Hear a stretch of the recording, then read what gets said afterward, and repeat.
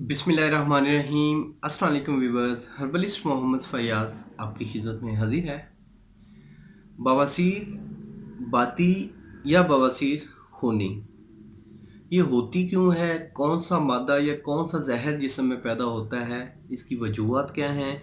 और इसके हवाले से बेहतरीन हर्बल टिप आपको इंशाल्लाह दूंगा, जिसके इस्तेमाल से अल्लाह के फजल से आपको चाहे जितनी भी पुरानी बवासीर है वो ठीक हो जाएगी। अब बवासीर की जो सबसे बड़ी वजह है, अगर आपके जिस्म में ठंड है, आप ठंडी चीज़ों का ज़्यादा इस्तेमाल करते हैं, बादी चीज़ों का ज़्यादा इस्तेमाल करते हैं, तो आपको बादी बवासीर हो सकती है।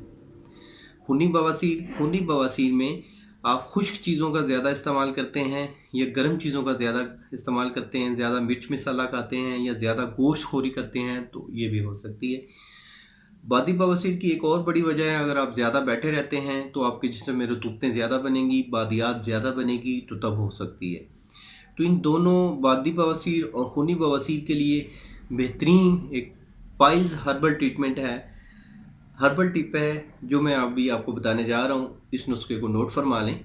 हलीला काबली आपने लेना है 2 तोला, मगज़ तुखम नीब 2 तोला, तुखम बकैन 2 तोला, सौंफ 1 तोला, सना मक्की 1 तोला और बिदाम, मीठे बिदाम 1 तोला।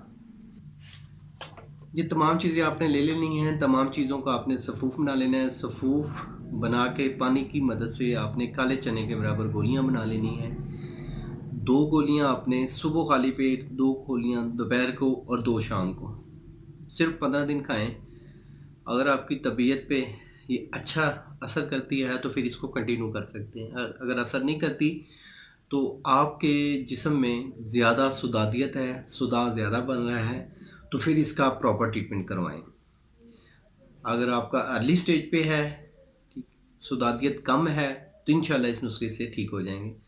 अगर आप बहुत ज़्यादा पेचीदा मर्ज़ में मुब्तला हैं तो फिर आप अपने मालिज से मशवरा कर सकते हैं, मेरे क्लिनिक पे तशरीफ़ ला सकते हैं, मुझसे थ्रू कुरियर आप डिलीवरी मंगवा सकते हैं। अल्लाह आपका हामी और नासिर हो। शुक्रिया, जज़ाकल्लाह, अल्लाह हाफ़िज़।